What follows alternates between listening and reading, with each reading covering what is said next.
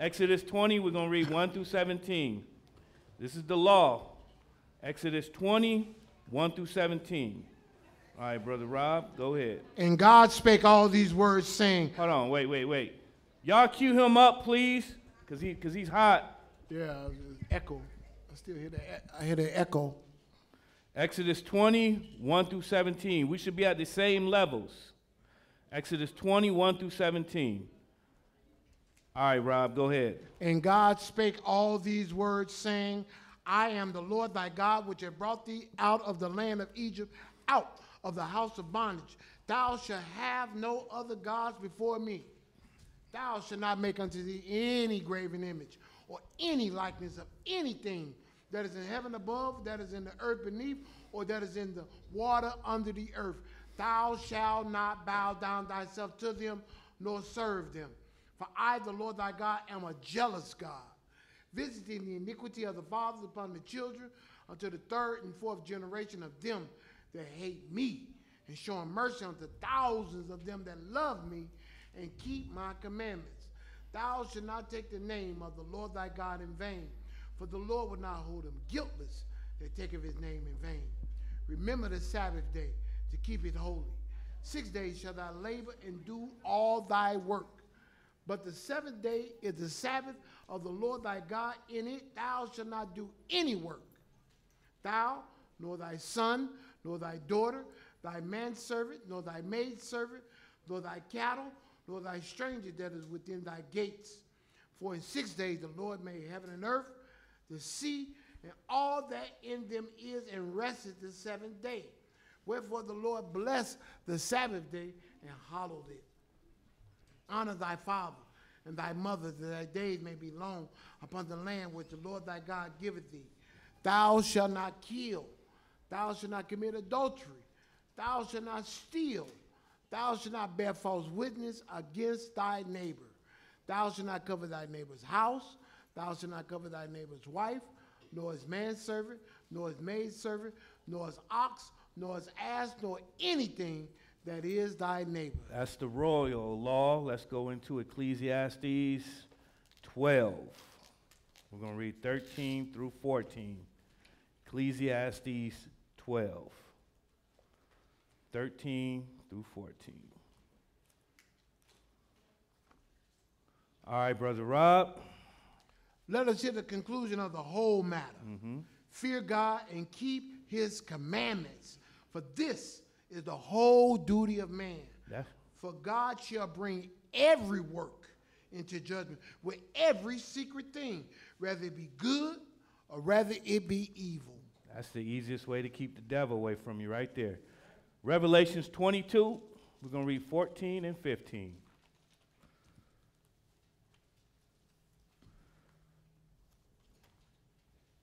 Revelations 22, 14 through 15.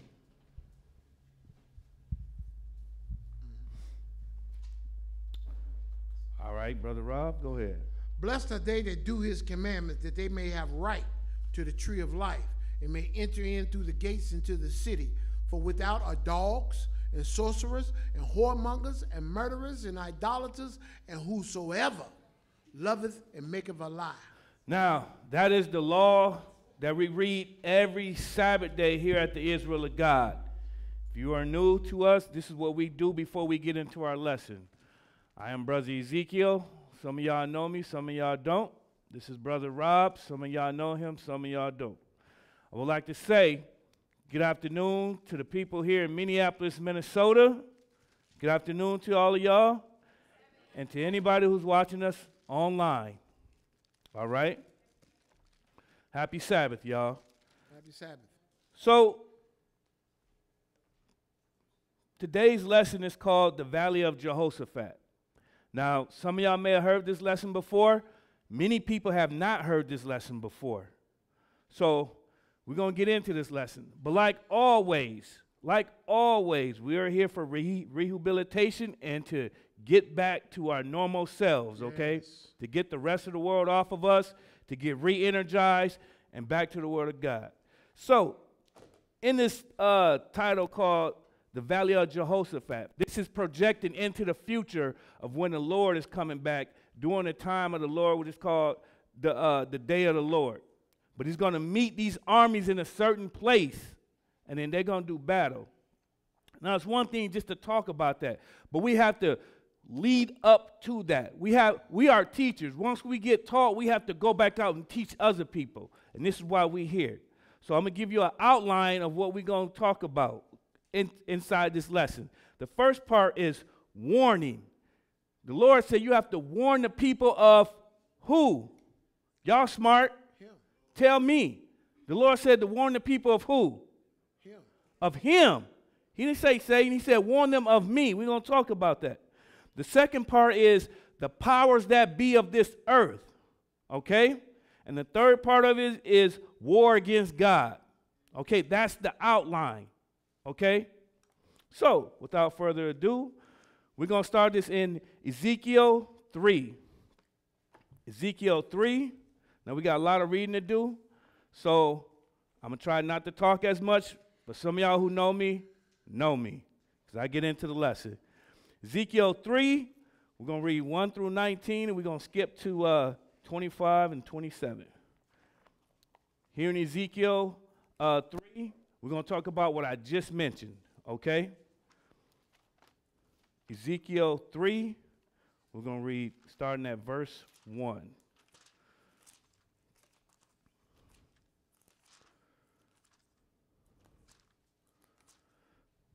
All right, looks like we all ready. All right, Brother Rob, loud and proud, please. Let's go. Moreover, he said unto me, Son of man, eat that thou findest. Eat this roll and go speak unto the house of Israel. Now, if y'all don't understand, the roll he's talking about is just a book. This is how we get understanding. This is how we feed our minds. We have to read. Because if anybody tells you anything and you don't go back and confirm it, that's on you. But we're reading this. That's what he told Ezekiel, right? Pretty sure the angel just could have told him, but you have to do your work. Go ahead and read. So I opened my mouth, and he caused me to eat that roll. And he said unto me, Son of man, cause thy belly to eat, and fill thy bowels with this roll that I give thee. Then did I eat it, and it was in my mouth as honey for sweetness. And he said unto me, Son of man, go, get thee unto the house of Israel, and speak with my words unto them. Now, hold on, Ralph. So he said when he ate this roll, when you getting information about this book, you get some of the good stuff, don't you? So it's in your mouth sweet. You want to tell everybody about it, right? But then he also said, you speak my words. Don't speak your words. Don't add on to this. You speak my words. And as of right now, they sweet right now, right? Yes. All right, continue reading. Verse 5, for thou art not sent to a people of a strange speech and of a hard language, but to the house of Israel. So that means that whatever we talking about in this book, everybody should be able to understand it. That's right. Okay? Right now he's talking specifically to Israel, but we're talking to the whole world right now. And this book is written in how many languages? A lot. Okay? So right here, it's not a hard language. It's not a strange speech. Go ahead and read. Verse 6, not too many people of a strange speech and of a hard language whose words thou canst not understand. Surely, had I sent thee to them, they would have hearkened unto thee. But the house of Israel would not hearken unto me, for they would not hearken unto me. For all the house of Israel are impudent and hard-hearted. Go ahead. Behold, I have made thy face strong against their faces, and thy forehead strong against their foreheads. Now, Israel is supposed to be the priests of God. They're supposed to go out and teach the rest of the world, but they hard-headed. Okay? So being up here in this position, you got to be hard too at the same time, because it's not easy going out when you're evangelizing to talk to people who's going to take this. Like as of right now, if they was to go out there, you got to be hard because they're going to kick against it. Wow. The world going to kick against it. So you got to be hard when you go out there, and don't be afraid. Go ahead and read. Verse 9, as an adamant harder than flint have I made thy forehead. Fear them not, neither be dismayed at their looks, though they be a rebellious house. Y'all know we got some looks. There go one. Go ahead. Moreover, he said unto me, Son of man, All my words that I shall speak unto thee, receive in thy heart, and hear with thine ears, and go, get thee to them of thy captivity, unto the children of thy people, and speak unto them, and tell them, thus saith the Lord God, whether they will hear or whether they will forbear. And that's what we doing right now. That's what you getting, what thus said the Lord. And y'all eating this roll with me at the same time, because we all reading it together, right? So it's what thus said the Lord right now, not what thus said Brother Rob, because he reading. All right? Go ahead and read, Rob. Verse 12, then the Spirit took me up, and I heard behind me a voice of a great rushing, saying, blessed be the glory of the Lord from his place. I heard also the noise of the wings of the living creatures that touch one another, and the noise of the wheels over against them, and the noise of a great rushing. So the Spirit lifted me up and took me away, and I went in bitterness in the heat of my spirit. Now let me ask y'all something. If this word was sweet in your belly like honey, why is he going in bitterness right now? You know what I mean? Because he's about to be showing some stuff that he's not going to like. You know what I mean? Every time a prophet had to come in here and speak to a king, you think they wanted to? No. Because it's bitterness. Yeah. Go ahead and read. In middle of 14, in the heat of my spirit, but the hand of the Lord was strong upon me. Let's read that 14 over, because I'm the one who cut it off in the middle, but we want to make that clear. So the Spirit lifted me up and took me away, and I went in bitterness in the heat of my spirit, but the hand of the Lord was strong upon me. Yeah, go ahead, man. Then I came to them of the captivity at Tel Aviv, that dwelt by the river of Chabar, and I sat where they sat and remained there astonished among them 7 days. Go ahead. And it came to pass at the end of 7 days that the word of the Lord came unto me, saying, Son of man, I have made thee a watchman unto the house of Israel. Therefore, hear the words at my mouth and give them warning from me. So, this watchman, the preachers, and even you when you go out and teach, your job is to do what? Give them warning. Y'all know, I want y'all to answer me. Give them warning of the Lord. Okay, that's what you're supposed to do. Go ahead and read. Verse 18, when I say unto the wicked, thou shalt surely die, thou givest him not warning, nor speakest to warn the wicked from his wicked way to save his life, the same wicked man shall die in his iniquity, but his blood will I require at thine hand. Go ahead and read. Yet if thou warn the wicked, and he turn not from his wickedness, nor from his wicked way, he should die as in iniquity, but thou hast delivered thy soul. Now, that's on a small scale. That's just man to man, woman to woman talking right there. You know what I mean? We got nations that we have to get a hold of and teach this thing to. Okay? Because that's what this lesson is about. This is called the Valley of Jehoshaphat. But if you start with one another, you can start teaching your household. Then you can start teaching your neighborhood. Then you can start teaching your communities. Then maybe those communities will start teaching our politicians and military people and even presidents and kings and queens. All right? Skip down to 25. Go ahead and read. But thou, O son of man, behold, they shall put bands upon thee and shall bind thee with them, and thou shalt not go out among them. And I will make thy tongue cleave to the roof of thy mouth, that thou shalt be dumb, and shalt not be to them a reprover, for thou art a rebellious house. Now, this can go two different ways, because this sometimes you just don't want to say anything to anybody. You know what I mean? You're like, man, if I go speak to this person right here, I know what's about to happen. So you hold your tongue. You know what I mean? But when the time is right, then that's when you speak to them. Go ahead and read. But when I speak with thee, verse 27, but when I speak with thee, I will open thy mouth, and thou shalt say unto them, thus saith the Lord God. He that heareth, let him hear. Yep. And he that forbear, let him forbear. Yep. For they are a rebellious house. So if they going to hear you, they going to hear you. If they don't, they don't. That's on them. You did your job. Because eventually you will have to get it out. Because you know what you were required to do. You know what you're required to do.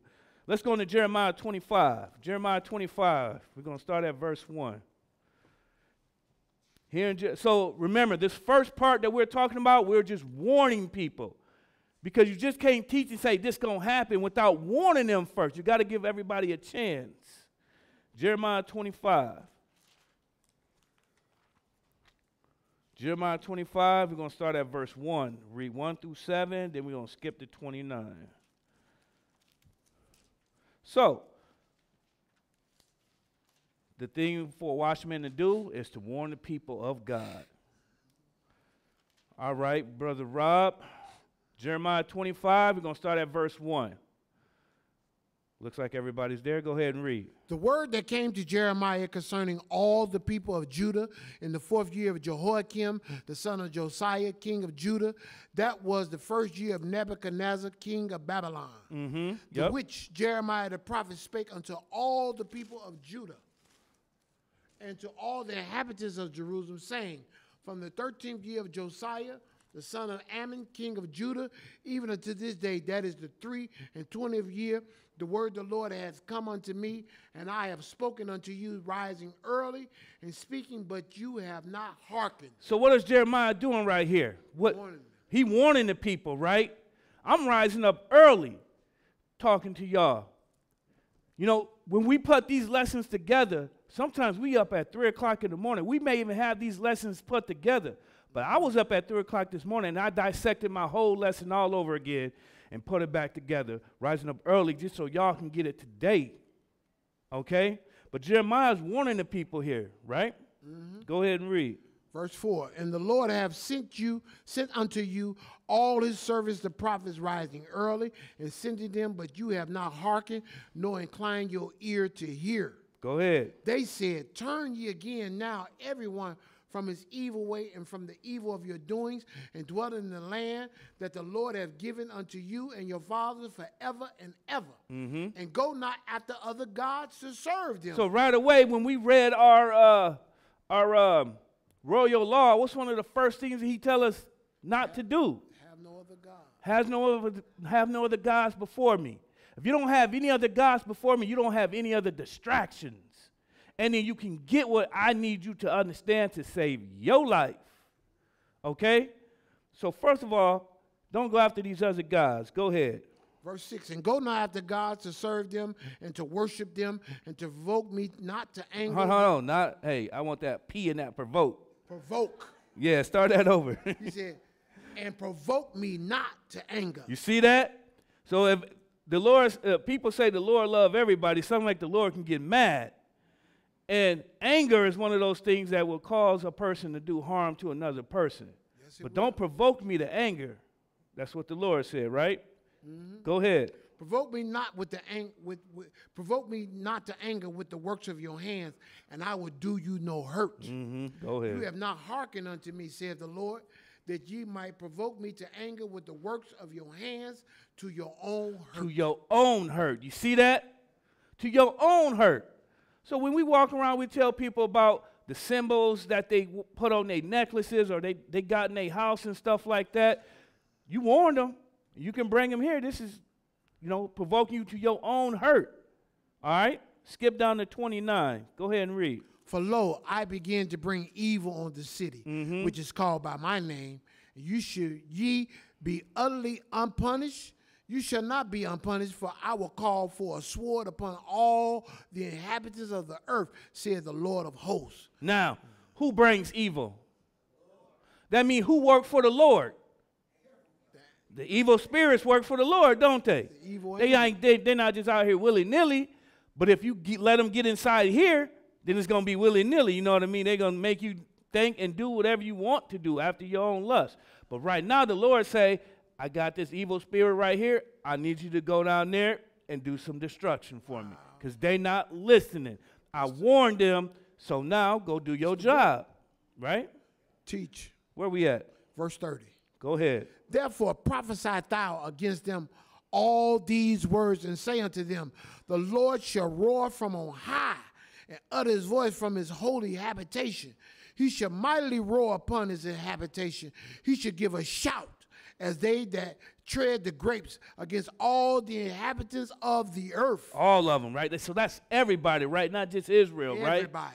So that's everybody around the world supposed to be getting this warning, supposed to be listening right now. Okay? Go ahead and read. 31. A noise shall come even to the ends of the earth, for the Lord have a controversy with the nations. He will Wait, just one nation? All nations. All nations. Because y'all know, when I first got back up here, I did a lesson, don't be a part of the world, right? And the world does what the world does. Today we are here on a Sabbath day. Mm-hmm. How much of the world do you think is honoring a Sabbath day today? Probably 1% of the world's population right now. So I got a problem with the world. I got controversy with the nations. Go ahead and read. Middle 31. For the Lord have a controversy with the nations. He will plead with all flesh. He will give them that are wicked to the sword, saith the Lord. Mm-hmm. Thus saith the Lord of hosts, behold, evil shall go forth from nation to nation, and a great whirlwind shall be raised up from the coast of the earth, and the slain of the Lord shall be at that day from one end of the earth even unto the other end of the earth, and there shall not be lamented, neither gathered nor buried. They shall be dung upon the ground. Now that is a warning to the whole world right there. Dung. Y'all got that? Dung. That is a warning. Okay? It's your job to go out and teach this. You getting it right here, take notes. Because when you have to, and it's at your fingertips, you don't have to think as much about it. It's right there. What is that dung? Dung? Well, y'all know what dung is. I ain't got to say it. Anyhow, Isaiah 66. Isaiah 66, some of y'all may know where I'm going with this, but if you don't, follow along. Isaiah 66 and 15. Like I mentioned earlier, the title of this lesson is called The Valley of Jehoshaphat. We have three outline keys here: the warnings, the powers that be, and then war with God. Right now, we're just in the beginning part of it, warning the people. Okay? Right now, we're going into Isaiah 66. We're going to read 15 through 18. All right, Brother Rob. For behold, yep, the Lord will come with fire and with chariots like a whirlwind, to render his anger with fury and to rebuke with flames of fire. Mm-hmm. For by fire and by his sword will the Lord plead with all flesh. Now, that sounds like he coming to do some damage, right? Woo-wee. Let me ask y'all a serious question. Yes. When y'all was a kid and y'all did wrong and your parents coming home, back then they had extension cords and you braid your own switches and stuff, right? And by the time they got done with you, you know what I mean? It felt like fire was on you. You know? So he warning them right now, right? Mm-hmm. When I come back, this is how I'm coming, to plead with the nations. Go ahead and read. Middle 16, the Lord plead with all flesh, and the slain of the Lord shall be many. Mm-hmm. They that sanctify themselves and purify themselves in the garden behind one tree, in the midst eating swine's flesh and abomination, and the mouse shall be consumed together, saith the Lord. So this is projected into the future, isn't it? So that means that dietary law is still in effect, isn't it? That's right. That means that if you purify and sanctify yourself, that means you ain't letting the Lord do it. So that means that you saying you God, and whatever you want to do, you gonna do. And it's righteous in your own eyes. That's what that means. Okay?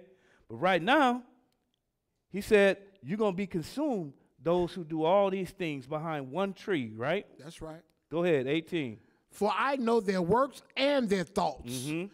It shall come that I will gather all nations and tongues, and they shall come and see my glory. Now, remember when we read earlier in Ezekiel where it don't matter what your language is.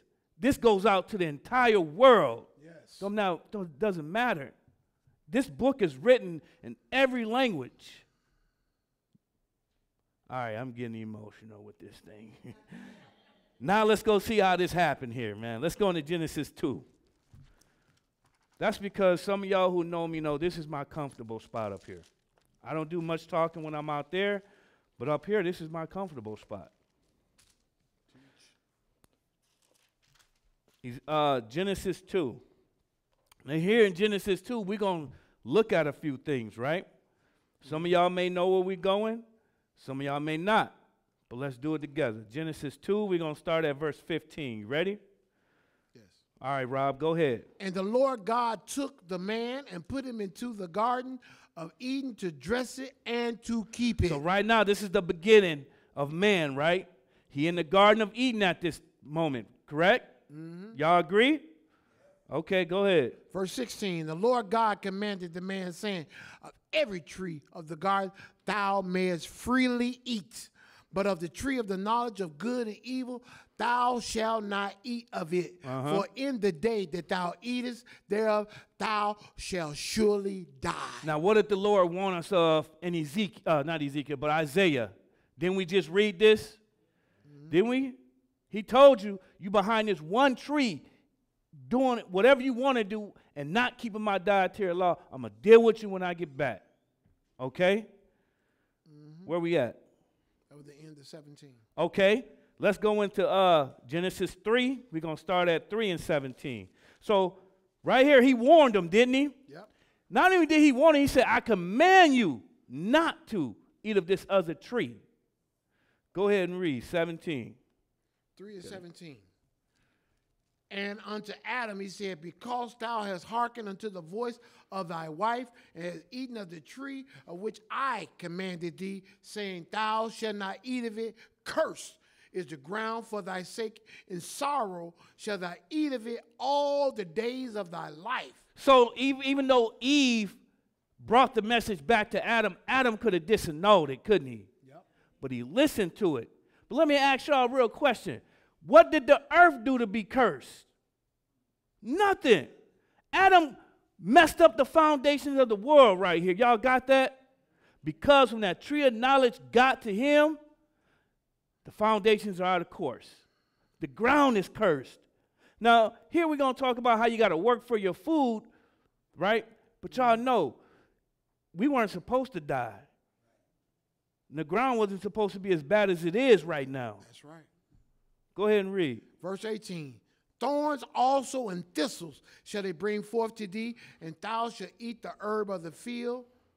In the sweat of thy face shalt thou eat bread till thou return unto the ground, for out of it was thou taken, for dust thou art, and unto dust shalt thou return. That's right, because you messed up Adam and listen, now you got to die. Okay, so you came out, you're going to go right back. And poor earth is all out of course, all right? Let's go into Revelations 12. Revelations 12, we're going to start at verse 7.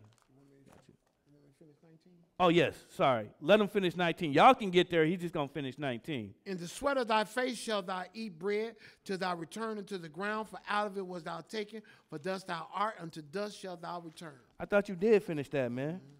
I need to read. Look at him. He getting into the lesson. He forgot what he read. All right, Revelations 12. Revelations 12 and 7.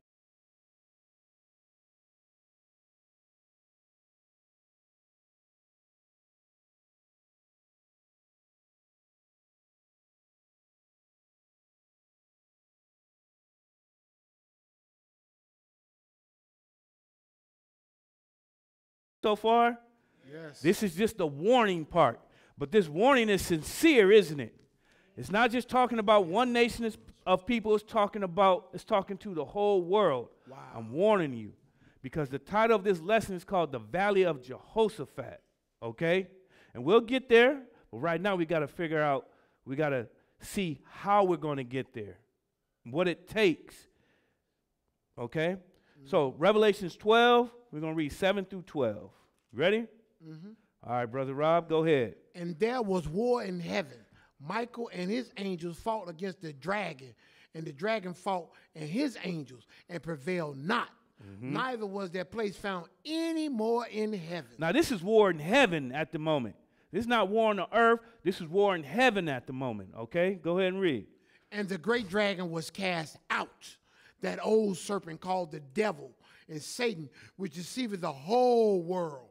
He was cast out into the earth, and his angels were cast out with him. I don't have to talk about that too much, but he was cast to the earth, and all his minions with him, right? Mm-hmm. Go ahead. And I heard a loud voice saying in heaven, now is come salvation and strength and the kingdom of our God. Okay, hold on. Hold on. I don't know if y'all taking this like I'm taking this, but heaven is rejoicing right now. Yes. Because this dude was cast out. Y'all know if he was that bad up in heaven, you can just imagine how bad he is on earth.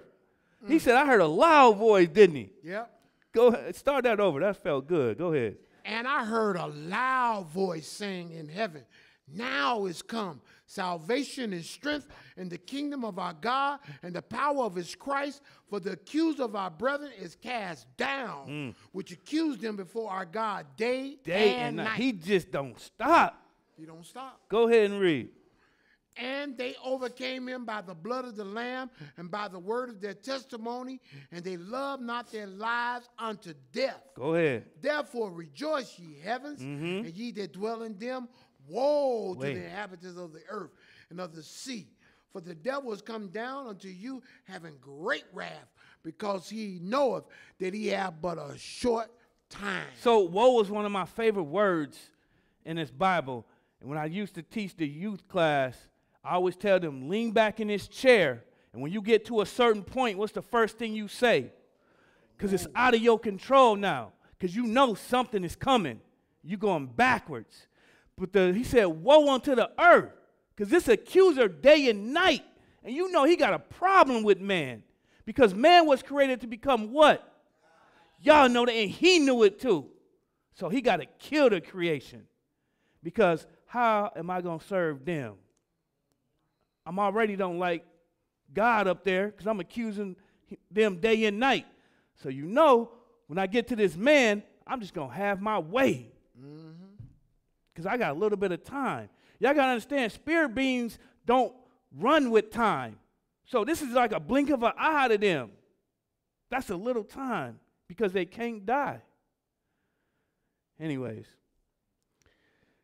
Is that 12? Yeah, with the end of 12. Ecclesiastes 12, y'all. Now, this is the end part of the warning. Ecclesiastes 12, okay?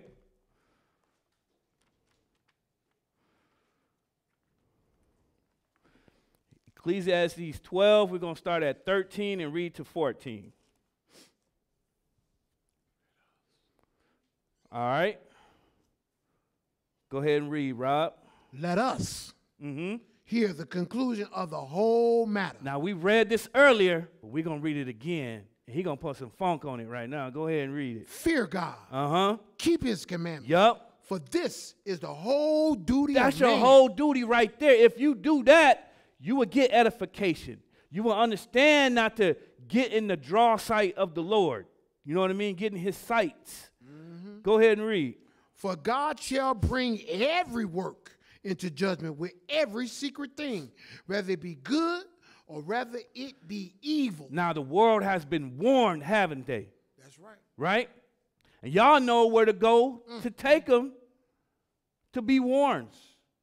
And then y'all show them again, if you just keep the commandments, you'll find out how to not get yourself in the Lord's sight. Now, I warned you, okay? Now, if you're taking notes, put a line right there.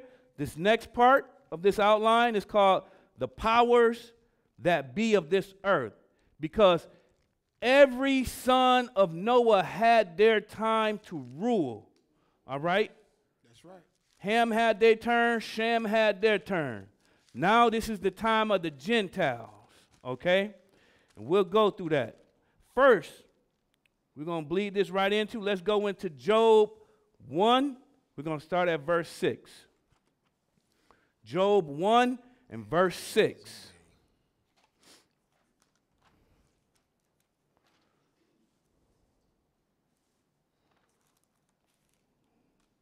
Job 1 and verse 6.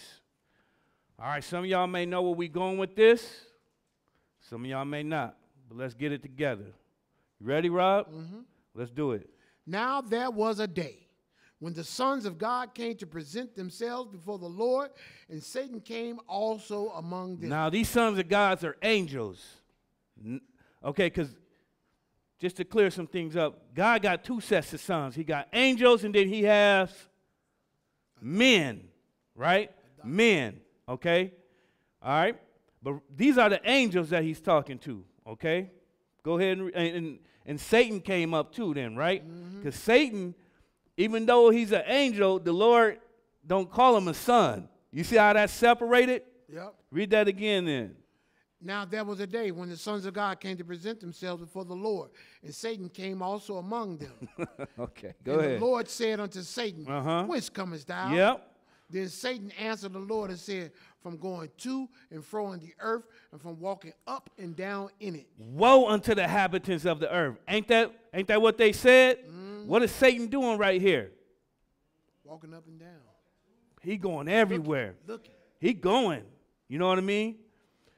So now you got these powers on the earth. Let's go into Daniel 7. Now he's been walking up and down in the earth doing his due diligence as far as his evilness against the word of God. We're going into Daniel 7. We're going to start at verse 1.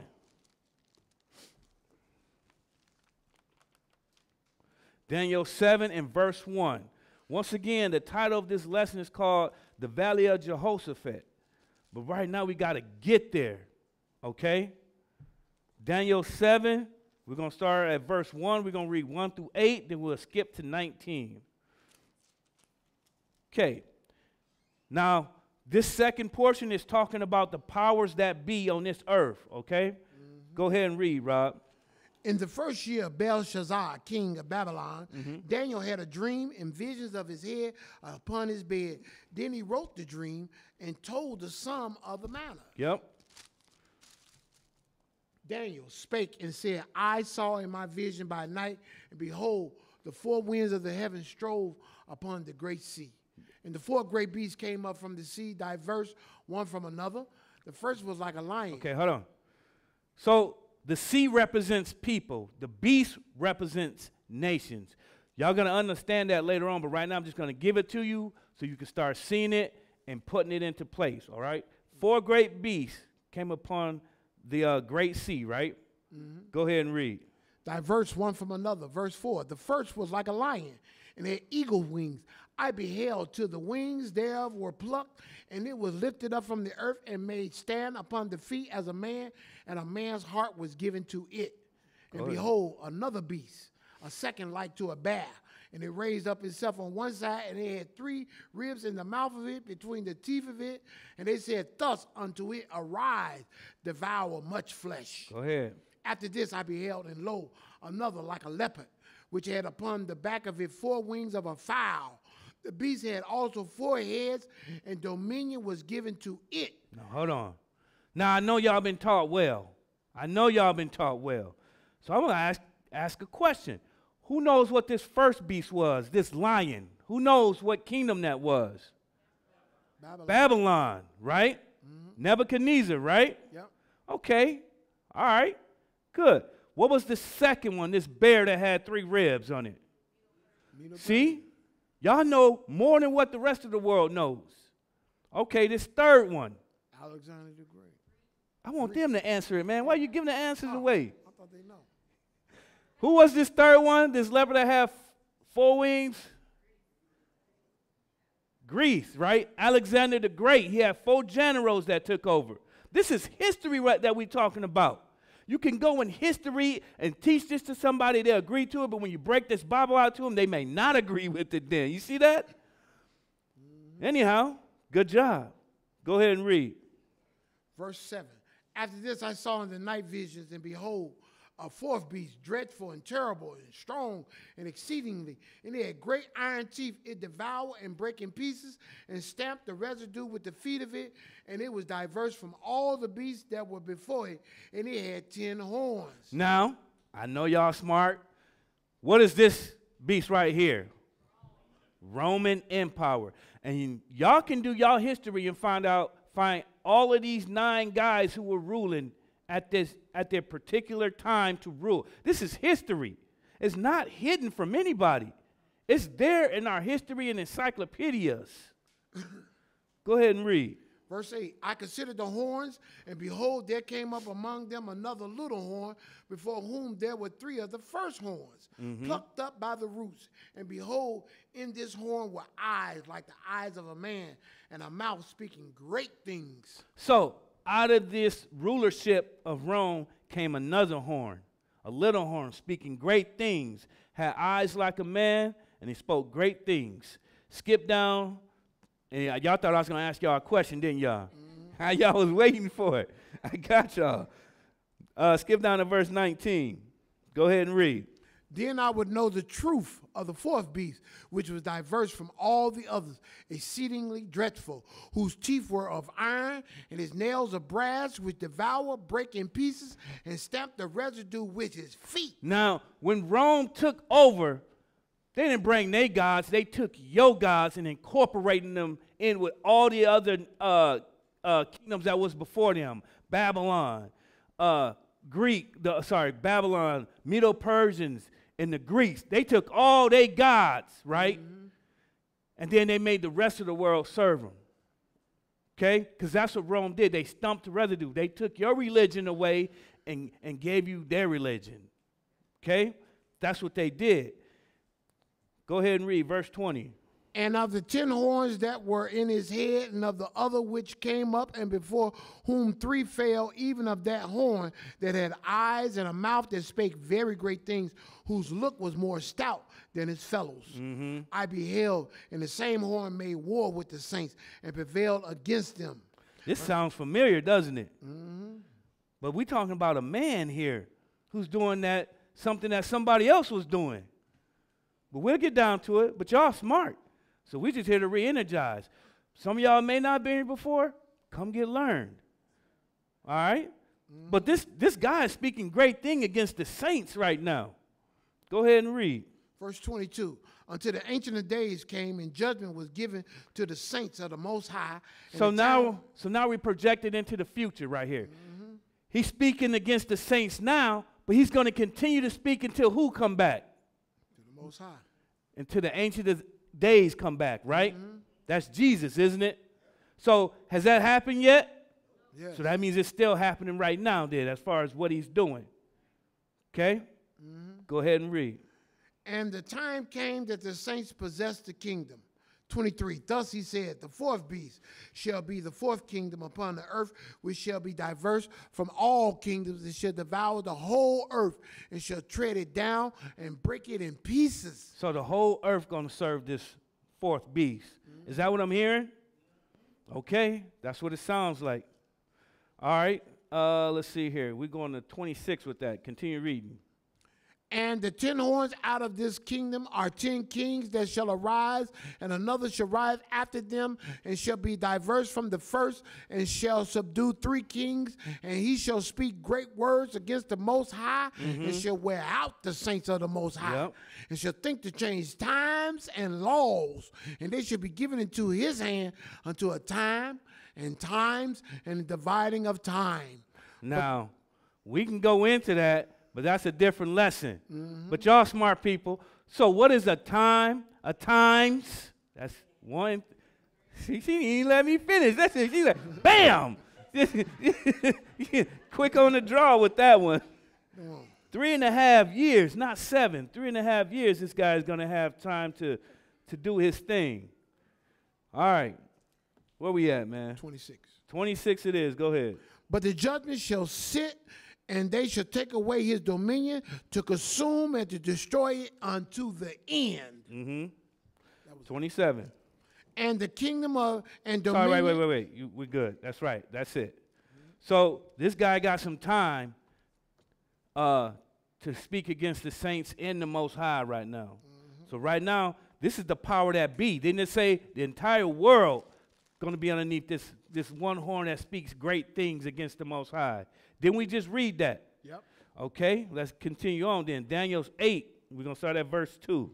Daniel's 8 and verse 2. Go ahead and read, Rob. And I saw in a vision, and it came to pass, when I saw that I was at Shushan in the palace, which is in the province of Elam, and I saw in a vision, and I was by the river of Ulai. Then I lifted up my eyes and saw, and behold, there stood before the river a ram, mm-hmm. which had 2 horns, and the 2 horns were high, but one was higher than the other, and the higher came up last. And I saw the ram pushing westward and northward and southward, so that the no beast might stand before him. Neither was there any that could deliver out of his hand, but he did according to his will and became great. Go ahead. And as I was considering, behold, an he-goat came from the west on the face of the whole earth and touched not the ground. And the goat had a notable horn between his eyes. And he came to the ram that had two horns, which I had seen standing before the river, and ran unto him in the fury of his power. And I saw him come close. Okay, hold on. So I know this sounds confusing to some, but this is just reiterating what we already read about these nations. One knocked off another nations. Babylon, Medo-Persians, Greeks, and Romans. This is just putting it in horns terms. One ram after another ram. But we got to get to this little horn. So this is why we're reading this, for edification. Go ahead and read. Verse 7. And I saw him come close unto the ram, and he was moved with choler against him, and smote the ram, and brake into two horns. And there was no power in the ram to stand before him, but he cast him down to the ground and stamped upon him. And there was none that could deliver the ram out of his hand. Therefore, the he-goat waxed very great, and when he was strong, the great horn was broken, and for it came up four notable horns toward the four winds of heaven. And out of them came forth a little horn, which waxed exceedingly great toward the south, and toward the east, and toward the pleasant land. And Where we at, Rob? Where we at? Verse 10. Okay, go ahead. And it waxed great even to the host of heaven, and it came down some of the hosts and of the stars to the ground, and stamped upon them. Yea, it magnified himself even to the prince of the host, and by him the daily sacrifice was taken away, and the place of his sanctuary was cast down. So y'all know who this little horn is now. This little horn. So we read it in one spot. Actually, we read it in three spots. Well, we read it in Daniel 7. Now we're reading again in Daniel 8. It just looks complicated in Daniel 8, but since you read it before, it's starting to make sense now. So now it's not so complicated. Because once we got to this little horn, y'all know exactly who that was. Once we got to that stump to residue, y'all knew exactly where he came out of. And then once he started talking crazy about the saints, you knew exactly who we talking about. Okay? Continue reading. Verse 12. And a host was given him against the daily sacrifice by reason of transgression. And it cast down the truth to the ground, and it practiced and prospered. You see that? Because the powers that be, they cast the truth down daily. Why do we have Christmas? How come Easter's more popular than Passover? How come nobody knows about the Feast of Unleavened Bread? What's going on with the Sabbath day? You know what I mean? They cast the truth down and give you a lie and make you serve it. That's what they do. Skip down to 15. Go ahead and read. And it came to pass, when even I, Daniel, had seen the vision and sought for the meaning, then behold, there stood before me as the appearance of a man. And I heard a man's voice between the banks of Uli, which called and said, Gabriel, make this man to understand the vision. So he came near where I stood, and when he came, and I was afraid, and fell upon my face, but he said unto me, understand, O son of man. So Gabriel came down, the messenger came down, and gave Daniel the understanding of the vision, because there's no book written about these nations. So Daniel had a vision, but he didn't understand it completely, so Gabriel had to come and make him understand it. Go ahead and read. Middle of 17. Understand, O son of man, for at the time of the end shall be the vision. So at the time of the end. So we're talking about the end time right now. Go ahead. Now, as he was speaking with me, I was in a deep sleep on my face toward the ground, but he touched me and set me upright, and he said, behold, I will make thee to know what shall be in the last end of the indignation, for at the time appointed the end shall be. Now, what Gabriel is about to tell Daniel, you about to hear it yourself, okay?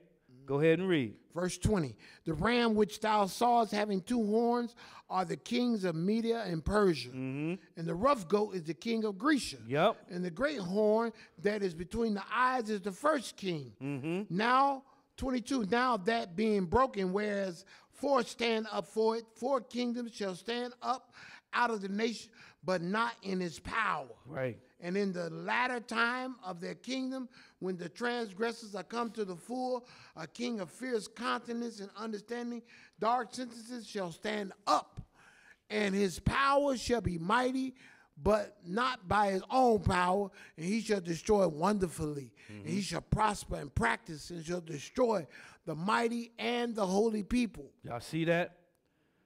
Now y'all understand these rams and these horns and everything, right? Because Daniel didn't understand that neither. We understand it because it's written in the book to us, and then he made it known to us. But this little horn, he didn't have power of his own. He a man just like we a man. That's right. Right? But it was given to him to destroy wonderfully. Ain't that what he said? Yep. Continue reading, 25. And through his policy also he should cause crafts to prosper in his hand. Now, Jeroboam gave y'all the lesson last week called the craft, right? All right, then. So this ain't no secret. Go ahead. And magnify himself in the heart, and by peace shall destroy many. He shall stand up against the prince of princes, but he shall be broken without hand. And the vision of the evening and the morning which was told is true. Wherefore shut thou up the vision, for it shall be for many days. Go ahead. And I, Daniel, fainted and was sick certain days afterward. I rose up. Hold on, wait. I just want to clarify something here. If any of y'all think y'all talking to angels and you ain't sick afterwards, you didn't talk to an angel. Okay? I just want to clear that up. Because Daniel was sick for many days just by getting a message from Gabriel. It didn't even say he talked to him. He just got the message. And he was sick for many days. Just want to clarify that. Read that over again. And I, Daniel, fainted and was sick certain days. Afterward, I rose up and did the king's business, and I was astonished at the vision, but none understood it. Nobody understood the vision. Just like right now we warn the world of these nations that are in power, but they don't understand it. And if they hear it, they hear it. And if they don't, that's on them. Because once again, the title of this lesson is called The Valley of Jehoshaphat. Okay?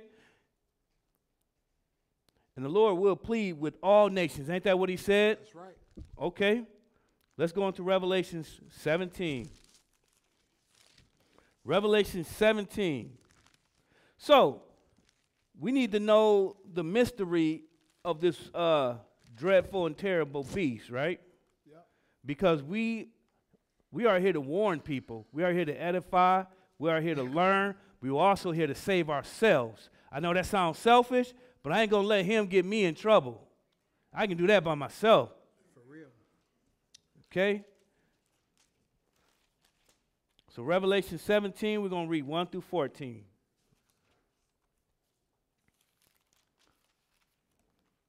Okay? Because it said that little horn didn't get power of its own. So we need to know who gave this little horn its powers to destroy wonderfully. All right, 17, 1 through 14. Go ahead and read, Rob. And there came one of the 7 angels, which had 7 vials, and talked with me, saying unto me, Come hither. I will show unto thee the judgment of the great whore that sitteth upon many waters, with whom the kings of the earth have committed fornication, and the inhabitants of the earth have been made drunk with the wine of her fornication.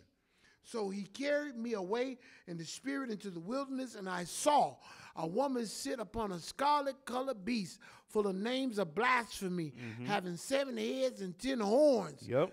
And the woman was arrayed in purple and scarlet color, and decked with gold and precious stones and pearls, having a golden cup in her hand full of abominations and filthiness of her fornication. And upon her forehead was the name written, Mystery Babylon, the Great, the mother of harlots and abominations of the earth. And I saw the woman drunken with the blood of the saints and with the blood of the martyrs of Jesus. And when I saw her, I wondered with great admiration. Now, hold on. Y'all don't got to wonder with great admiration, do y'all? Y'all know who this is.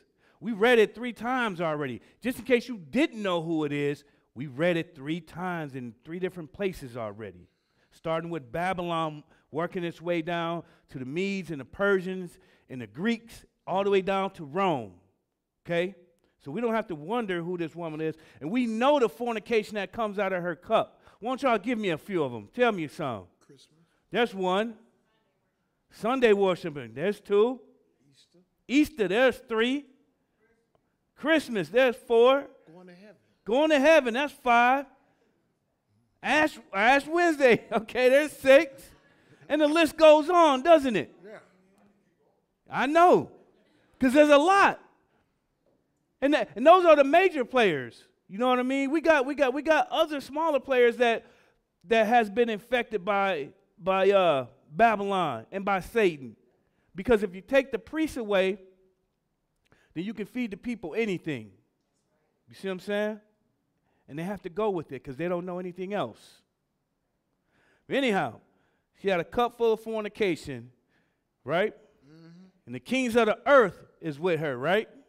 Yep. Okay, verse 6. Go ahead and read.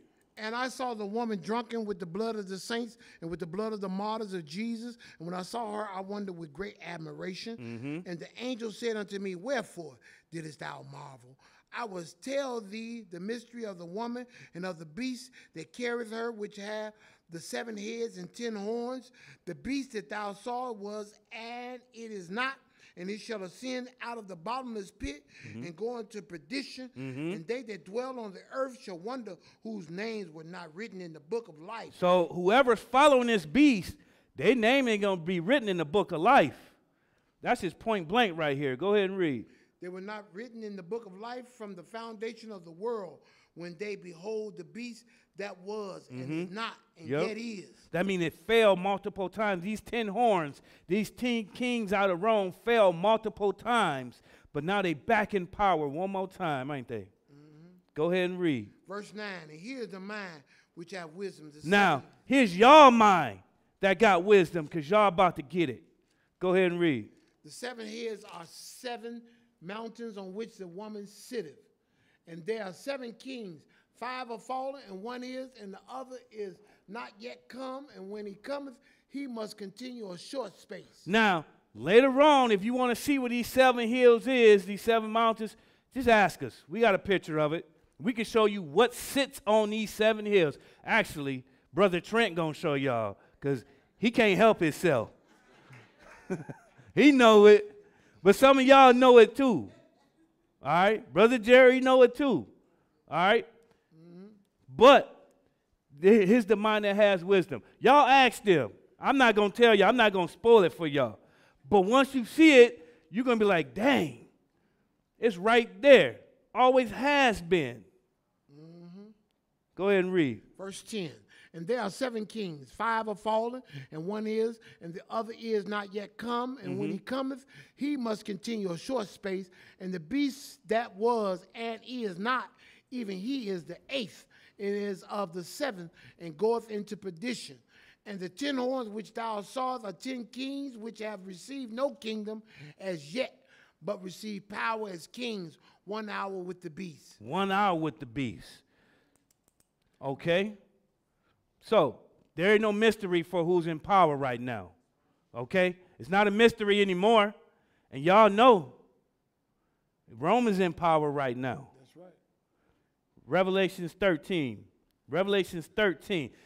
So now we see who's in power. We need to see who gave them their power. Revelations 13, we're going to start at verse 1, read 1 through 18. Because if they in league with this beast, these kings of the earth, then they doing what the will of whoever gave them this power then. Okay? And we know he was talking all crazy to the Most High and got him in himself. He got himself and the angels that was following him kicked out. But we're going to verify it right here. You ready, Rob? Mm-hmm. Go ahead and read. And I stood upon the sand of the sea and saw a beast rise up out of the sea, having 7 heads and 10 horns, and upon his horns 10 crowns, and upon his head the name of blasphemy. And the beast which I saw was like unto a leopard, Yep. and his feet were as the feet of a bear, Sound familiar to y'all? Okay, go ahead. and his mouth as the mouth of a lion. And the dragon gave him his power. Who gave him and his power? The dragon. Who's the dragon, y'all? Satan. We read it earlier. Huh? Heaven rejoiced when this guy was kicked out. But now he got a hold of the earth and they kings, don't he? We don't know what angels know, because they know a lot. We know what God gave us. Okay? But angels, they know some stuff. So woe unto the earth. Yep. Go ahead and read. And the two dragon gave him his power, his seat, and great authority. Verse 3, and I saw one of his heads as it were wounded to death, and his deadly wound was healed, and all the world wondered after the beast. And they worshiped the dragon, which gave power unto the beast, and they worshiped the beast, saying, who is like unto the beast? Who is able to make war with him? And there was given unto him a mouth speaking great things and blasphemies, and power was given unto him to continue 42 months. Now, hold on. So, this little horn that came up was speaking just like his father, wasn't he? Yep. Who is the father of lies, y'all? Satan. That's how he tricked Eve, didn't he? And Adam went along with it, didn't he? Got the earth out of course. Wow. Right? Yep. But I got a trick question for them. How long is 42 months? Huh? 3.5 years. See, y'all some smart people putting this together like this. 3.5 years. He in power right now, but this 3.5 years, when he really getting that 3.5 years, he's going to exert himself. He's going to make himself more higher than God. And we're going to talk about it. We're going to get there. Some of his crafts that he's going to do. We're going to talk about it. But we got to get there. Go ahead and read, Rob. Verse 6. And he opened his mouth in blasphemy against God, to blaspheme his name and his tabernacle and them that dwell in heaven. And it was given unto him to make war with the saints and to overcome them, and power was given him over all kindreds and tongues and nations. And all that dwell upon the earth shall worship him, whose names are not written in the book of life. Again, whose names are not written in the book of life, they worship him. All the things that y'all told me earlier, that couple fornication, they worship in that. Go ahead. Back at the top of 8. And all that dwell upon the earth shall worship him, whose names are not written in the book of life of the Lamb slain from the foundation of the world. If any man have an ear, let him hear. Y'all hearing it now. And if you're hearing it for the first time, take heed and listen. Okay? Go ahead and read. He that leadeth into captivity shall go into captivity. Yep. He that killeth with the sword must be killed Yep. with the sword. Here is the patience and the faith of the saints. And I beheld another beast coming up out of the earth, and he had 2 horns like a lamb, and he spake as a dragon. And he exercised all the power of the first beast before him, and caused the earth and them which dwell therein to worship the first beast, whose deadly wound was healed. And he doeth great wonders, so that he maketh fire come down from Craftsmanship. Go ahead. come down from heaven on the earth in the sight of men. Now, ain't no other man doing this. So when he show up and start doing this, they're going to like, God can only do that. Yep. You see what I'm saying? Only God can do that. So now he's deceiving the people, doing craftsmanship. But he's speaking against the word of God, and he's taking peace away. Wow. Y'all understand when I gave that thing in the Lord's Prayer? You know what I mean? Where you couldn't even buy anything. You know what I mean? Okay? Because he has control of everything. And now I'm working craftsmanship. Fire come down. That's one of them. Go ahead and read. Verse 14. And deceiveth them that dwell on the earth by the means of those miracles which he had power to do in the sight of the beast, saying to them that dwell on the earth that they should make an image to the beast which had the wound by a sword and did live. Go ahead. And he had power to give unto the image of the beast, that the image of the beast should both speak and cause that as many as would not worship the image of the beast should be killed. Y'all see that? Now we got robots that can walk and talk already, so whatever this statue that he's talking about is going to be something special. Okay? All right? Because we already got statues that can walk and talk. But all of this power that he's showing, he's going to deceive men. And he's going to deceive these kings too. Because the truth is out here. The truth is right here. But if he got all the power, they got to go along with it. Yep. Okay? Because if they don't go along with him, what did he say he's going to do to him? Kill him. Just kill him. We at verse 16. We're going to 18. You ready, Rob? Yep. Go ahead. And he caused all, both small and great, rich and poor, free and bond, to receive a mark in their right hand. Now, hold on. Somebody threw this out earlier, okay? This Ash Wednesday thing. If you don't take this mark, whether you rich or whether you poor, you're going to have to take this mark if you want to eat, if you want to drink, if you want to sell, if you want to buy, or even if you want to live. Because if you teaching this book at this time, guess what's going to happen to you?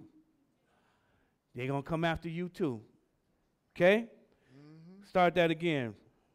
He causes both small and great, rich and poor, free and bond, to receive a mark in their right hand or in their foreheads, and that no man might buy or sell, save he that had the mark, or the name of the beast, or the number of his name. Go ahead. Here is wisdom. Here is wisdom. Let him that have understanding count the number of the beast. For the number of a man, his number is 666. Y'all look on the Pope's crown and y'all put that together. I'm just going to give y'all that because, you know what I mean? Y'all put that together. We have a lesson about it. If you want to know it, we'll show you that. But that spells the vicar fella die. Okay? Teach. Now, also, I just want to put something out there. He said, if you don't take this mark, you can't sell, trade, or buy, right? That's right. We got these little chips in our wallets, right? The bank cards. You know what I mean? Back in the day, we had to write checks. You know, it took forever. You know what I mean? Now we just go up there with our card. Now we don't even need the card. We can use our phones. Pretty soon, you're going to be able to just walk into the store. That chip going to be inside of you. They're going to know everything about you. Google already knows everything about you, whether you know it or not. So to make it easier to sell, trade, or buy, you have to take this mark. Walk into the doctor's office, you ain't got to stand in line for somebody to go through your medical chart. Right when you walk through that door, they're going to know it. You see? It's just going faster and faster now. All right. Matthew's 24, y'all. Sorry. Yep, we read all of that. Matthew's 24. We're going to read one verse here in Matthew's 24. Matthew's 24 and verse 15.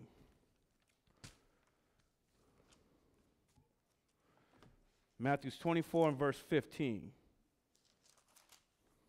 All right, I got to speed this up.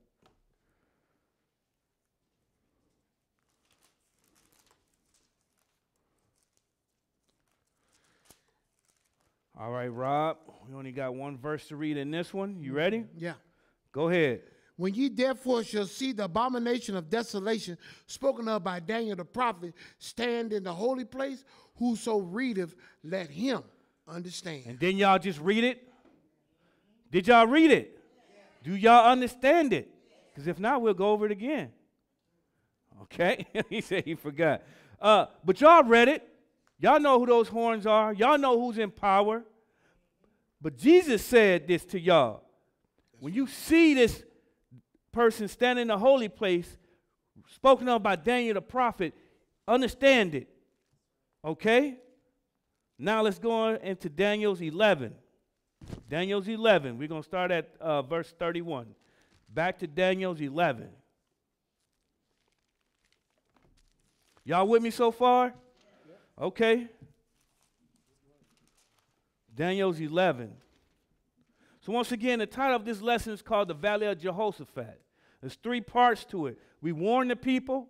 We show them who's in power, who gave them their power. And the 3rd part is war against God. Right now, we're just in the 2nd part, okay? Because that's how we teach people. We're going to Daniel's 11. We're going to read 31 through 37. You ready?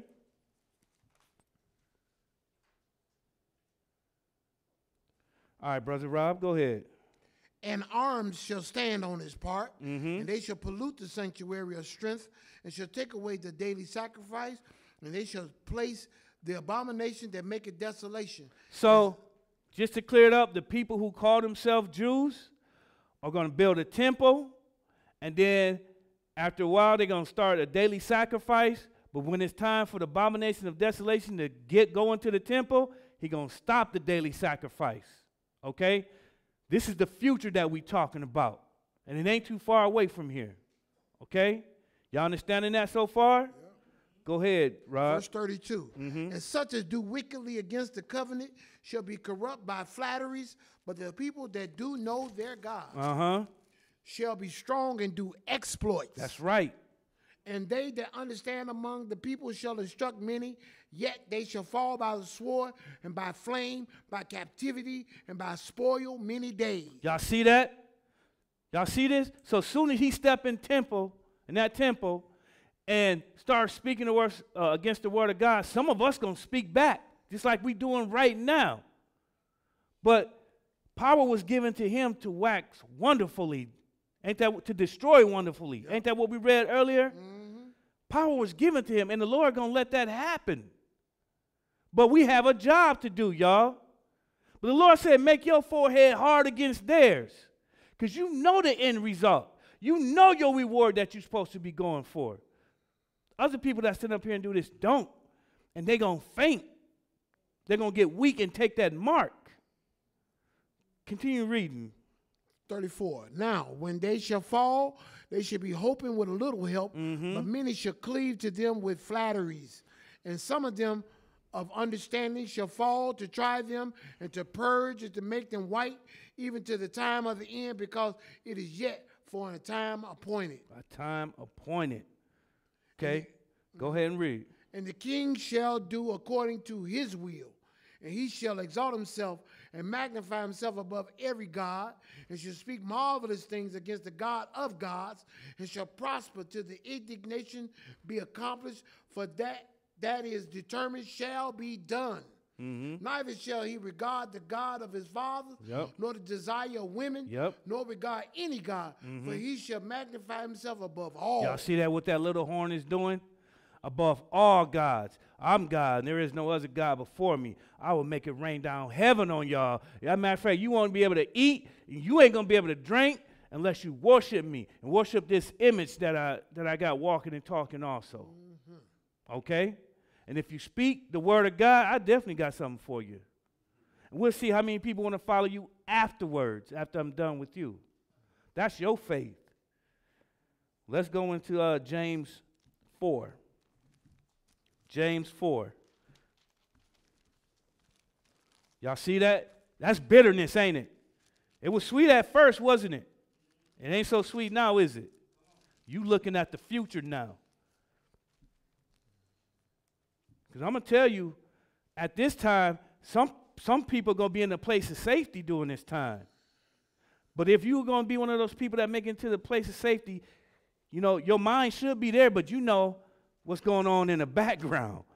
I mean, man, he's going to be doing it.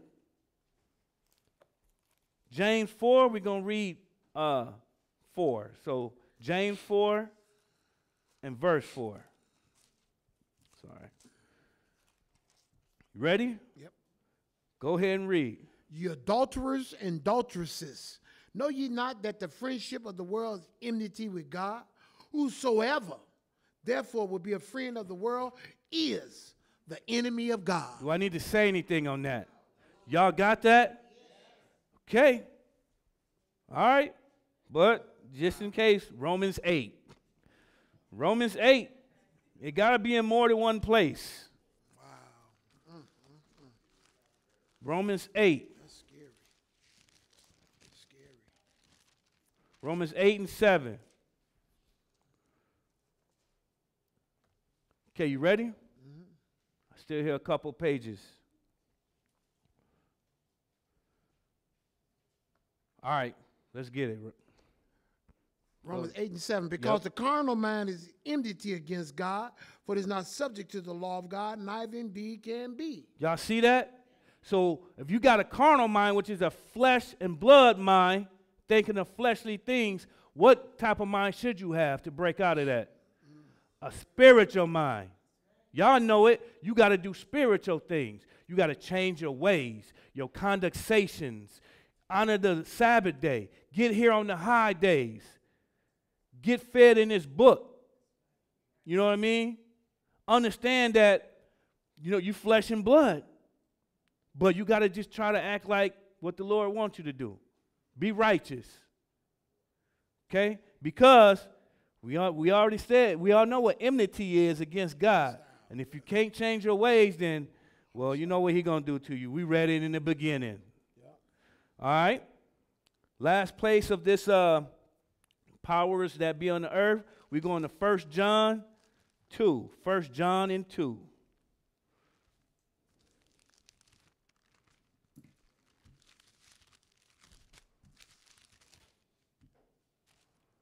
All the way in the back there. 1 John 2, we're going to read 15 through 23. And after that, we got 1, 2, 3, 4, 5, 6, 7, 8, 9, 10. 10 left after that. All right, 1 John 2 and 15. All right, go ahead and read, Brother Rob. Love not the world, neither the things that are in the world. Yep. Any man love the world, the love of the Father is not in him. In them. Go ahead. For all that is in the world, the lust of the flesh and the lust of the eyes and the pride of life is not of the Father, but is of the world. Do I have to say anything about that? This is plain as day. Go ahead. And the world passes away. It will. And the lust thereof. But he that doeth the will of God abideth forever. That's why that carnal mind got to go. Because some of us who knows that even when you die in your sins, when you come back, you're going to have a spiritual body, but what side of the kingdom you going to be on? You see what I'm saying? Because forever is a long time. You want to abide with God forever and not in the lake of fire forever.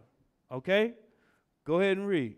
Verse 18, little children, it is the last time, and as you have heard that Antichrist shall come, even now are there many Antichrists. And y'all know it. There's many Antichrists. There's many different other religions that speak against Christianity. Even Christianity itself speaks against it. You see what I'm saying? People call themselves Christians and don't know what a Christian is. And then not doing what Jesus did. Because Christian, y'all know what Christian means. I ain't going to say it. What does the word Christian mean? Say it loud and proud, please. To be Christ-like. And if Christ kept the Sabbath days and the high days, how come all the other Christians ain't doing it? You see what I'm saying? That's it. That's it right there. Go ahead and read, Rob. End of 18. Those are your antichrists right there. Go ahead. End of 18, whereby we know that is the last time. They went out from us, but they were not of us. You see that? They came out from us, but they ain't us. Kendrick Lamar. I'm sorry. But that song that just stuck in my head right there. They not like us. They not like us. Go ahead and read. For if they had been of us, they would not doubt have continued with us. But they went out, that they might be made manifest that they were not all of us. Yeah. So somewhere in downtown Minneapolis, they're having some type of gay pride thing going down there. You know what I mean? And they just boasting with it. And then you got Christians down there calling themselves Christians going along with this stuff. Came out of us, but you ain't us. You see what I'm saying? You not, and then you manifesting it. You making it even more public and spreading it. Wow. But go ahead. Verse 20. But ye have an unction from the Holy One, and you know all things. Yep. I have not written unto you because you know not the truth, but because you know it, and that no lie is of the truth. Who is a liar? Yep. But he that denieth that Jesus is the Christ, he is Antichrist, that denieth the Father and the Son. And the Son. Go ahead. Whosoever denieth the Son, the same have not the Father. Now, okay, go ahead, finish that. But he that acknowledges the Son have the Father also. Now, y'all smart. Jesus ain't here to save y'all. He ain't here to save y'all. What is his job up there with the Father right now? What is his job? Huh? To intercede for you. Because he came down here in flesh and blood and dealt with this flesh. The Father didn't come down here and deal with flesh. He came down here and deal with flesh. So when you're going through something, hey, send him a little bit of help, Father. You know what I mean? That's one of ours down there. You see what I'm saying? But if you deny Christ, the Father ain't going to save you. That's who can save you. The Father can. You have to start with yourself so the Father can save you. Jesus is not your Savior. Y'all get that? He gave you the word so you can save yourself. Because when the books are open, if your name ain't written in the book of life, it's because of you. You're in trouble. Okay? Jesus intercedes for y'all. Is that clear? I know it says Jesus our Lord and Savior, but he came down here and saved you with this word so the Father could see y'all. Okay? Just to clear that up. Did we read 23? Mm-hmm. All right. So that's the end of that part, y'all. Y'all can put a line right there, and this is the last part of this. This is called, this part of this Valley of Jehoshaphat, this part right here is called War Against God. This is the part that this whole lesson is about. But we had to get there because if we don't show you how the whole world is trapped inside this lie that Satan is giving, then this part that we're getting ready to read wouldn't make sense to you. But since you know now, and you know who gave them their power, then you know who they're about to go to war against. Okay? Let's go into Matthew 24. Matthew 24 and 1.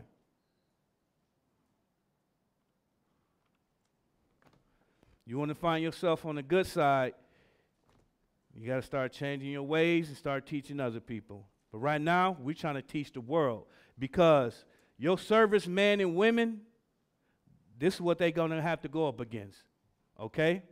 And then after they die, then they're coming after your kids saying, we need more people.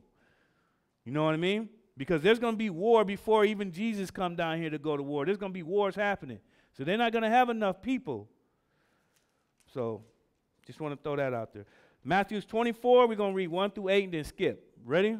Mm-hmm. Go ahead and read.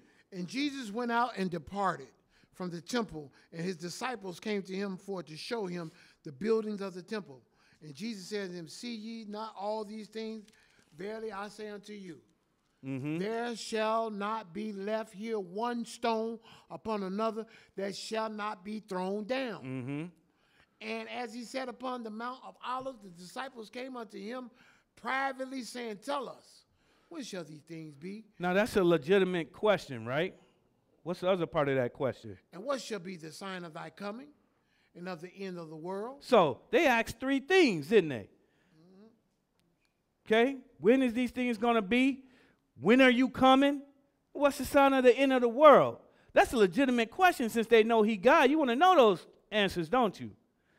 But what did he tell them? Go ahead and read, Rob. Verse 4, and Jesus answered and said unto them, take heed that no man deceive you. Don't be deceived because it's on you if you get deceived. Go ahead.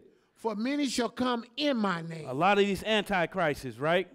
Go ahead. Saying, I am Christ. And shall deceive many. Yes, they will. Go ahead. And ye shall hear wars. Yep. And rumors of wars. Yeah. See that you be not troubled, for all these things must come to pass. It ain't going to trouble y'all because y'all learning this. Go ahead. But the end is not yet. For nation shall rise against nation. Yes, they will. And kingdom against kingdom. Yep. And there shall be famines and pestilence and earthquakes in divers places. All these are the beginning of sorrow. The beginning of sorrow. Skip to 21. Go ahead. For then shall be great tribulation. Great tribulation. Such as was not since the beginning of the world to this time. No, not, nor ever shall be. Keep going. And except those days shall be shortened, there should no flesh be saved. But for the elect's sake, those days shall be shortened. Now, y'all want to know why they ain't going to, if these days aren't shortened? Because he got an atom bomb. They got an atom bomb. They got hydrogen bombs. And there's war going on. Then they say it's going to be wars and rumor war, and man is fighting against one another right now. And they all got a push of a button. You see what I'm saying? If the Lord don't come and shorten it, there won't be no flesh left. Nope. Y'all get that? Okay. Continue reading. Verse 23. Then if any man shall say unto you, Lo, here is Christ, or there, believe it not. Yep. For there shall arise false Christs and false prophets, and shall show great signs and wonders. Didn't we read that earlier? Making fire come down, statues walk and talk, doing miracles. Go ahead. Insomuch that if it were possible, they shall deceive their very elect. And y'all the very elect. Okay? Now, that's how crafty Satan is, because he had the angels fooled, and they followed him, didn't they? So what is man then? Nothing. But you got to get in here so you don't be deceived, just like those angels was deceived. Okay? Because the very elect is supposed to know about these things and teach these things. We have seen people come and go, and then we see them at different camps. We're like, what is he doing there? And why is he or she teaching that? They already been deceived. Go ahead, Rob. Verse 25. Behold, I told you before. Wherefore, if they shall say unto you, Behold, he is in the desert, go not forth. Behold, he is in the secret chambers, believe it not. For as the lightning coming out of the east and shining even unto the west, so shall also the coming of the Son of Man be. Which means you gonna see him coming before he even touched the ground. So if somebody tell you, hey, Jesus is in the desert, you be like, I didn't see him yet. In the sky, I didn't see him yet. So how are you fooling me? You may fool some of those other guys, but you ain't fooling me. Yep. Okay?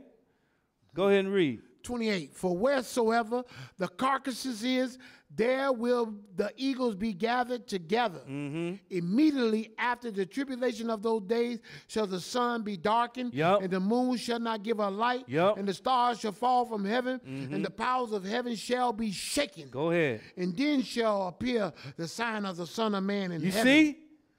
Y'all the very elect. Before you even see his sign, what has to happen first? What did we just read? The sun and moon going to lose their luster. You know what I mean? But some of these people are going to fall for this stuff. This little horn that's speaking great things. And we're going to be like, that ain't him. And we're going to break this book up and be like, well, read this part right here. Is the sun still up there? They're going to be like, yeah, well, Jesus said, well, you ain't going to see him until, these things happen. These earthquakes, the sun go down. You see? Y'all the very elect. He won't be able to fool you because y'all here. The rest of the world is doing what the rest of the world do today. They will be deceived. Go ahead and read. Middle of 30. And then shall all the tribes of the earth mourn, and they shall see the Son of Man coming in the clouds of heaven with power and great glory. Revelation 14. We got to keep this moving. Y'all with me? Y'all see it? Okay. Revelation 14. They can't fool y'all. Y'all going to be singing that song. There may be bugs on the rest of you mugs, but there ain't no bugs on me. You see what I'm saying? It ain't going to happen. Revelation 14, we're going to start at verse 6. We're going to read to 10. Ready? Go ahead. And I saw another angel fly in the midst of heaven, having the everlasting gospel to preach unto them that dwell on the earth, and to every nation and kindred and tongue and people, saying with a loud voice, fear God, give glory to him, for the hour of his judgment is come, and worship him that made heaven and earth and the sea and the fountains of waters. Now, at this time, I like reading this right here because this gives everybody a chance to salvation right here, even at the end time. It said this angel went out with a loud voice, right? Talking about the gospel. Y'all know what the gospel is, the coming of the kingdom. Yes. Read this again, Rob. Now listen, y'all. Y'all know what time we in right now. Go ahead. Saying with a loud voice, fear God. No, hold on. Verse 7. Yeah, but I want you to start at 6. Okay. Now listen. Go ahead. And I saw another angel fly in the midst of heaven, having the everlasting gospel to preach unto them that dwell on the earth, to every nation, and kindred, every kindred, and tongue, every tongue, and people, saying what? With a loud voice, fear God. Give glory to him. Yes. For the hour of his judgment is come. Yup, I'm warning y'all. The angel, I warn y'all now, the angel warning y'all at this very time. Go ahead. And worship him that made heaven and earth and the sea and the fountains of waters. Go ahead. And there followed another angel saying, Babylon is fallen, that great city, because she made all the nations drink of the wine of the wrath of her fornication. And the third angel followed them, saying with a loud voice, if any man worship the beast in his image, and receive his mark, and in receive his his mark, or in his hand, the same shall drink of the wine of the wrath of God. Go ahead. Which is poured out without mixture into the cup of his indignation, and shall be tormented with fire and brimstone in the presence of the holy angels and in the presence of the Lamb. Y'all feeling that? I mean, that's that. We read this earlier, didn't we? Rob putting some funk on there, too. Go ahead and read, Rob. Verse 11, and the smoke of their torment ascended you know what? forever. That's good. That's good. Revelation 6. Revelation 6. We're going to start at 12. Revelation 6 and 12. Hey, Rob was in that. He was making me see it right now. Revelation 6, we're going to read 12 through 15. You ready? All right, go ahead. And I beheld when he had opened the sixth seal, and lo, there was a great earthquake, and the sun became black as sackcloth of hair, and the moon became as blood. Now, we already read that happened already, right? But it's only going to happen one time, so we're just kind of reading it again, okay, in a different location. Go ahead. Verse 13, and the stars of heaven fell unto the earth, even as a fig tree casteth her untimely figs when she is shaken of a mighty wind. And the heaven departed as a scroll when it is rolled together, and every mountain and island were moved out of their places. Go ahead. And the kings of the earth, and the great men, and the rich men, and the great men, and the rich men, and the chief captains, and the mighty men, and every bondman, and every free man, hid themselves in the dens and in the rocks of the mountains, and said to the mountains and to the rocks, fall on us and hide us from the face of him that sitteth on the throne and from the wrath of the Lamb. Now, all your generals, all of your politicians, all of your wealthy people, right? Now they're afraid. You know what I mean? Because they see what's coming. They've been told. They probably even watched this program. That ain't real. It ain't going to happen. But when it happens, they probably going to stop them from repenting. So, you know, they got these dens and these mountains and stuff, you know what I mean? They got these bunkers. It ain't going to save them because earthquake's going to happen. You know what I mean? There you go. There you go. I don't care how much concrete you got in there. You dying. You should listen to that angel that's going around proclaiming the gospel and save yourself because you was misled by that little horn, speaking great things, deceiving the kings and the nations. Where we at, man? 17? We don't need 17. Let's go into Isaiah 34. Isaiah 34. We almost done. 1, 2, 3, 4, 5, 6, and then we done, y'all. Okay? Isaiah 34, right? Because the title of this lesson is called The Valley of Jehoshaphat. What's going to happen in this Valley of Jehoshaphat? Isaiah 34.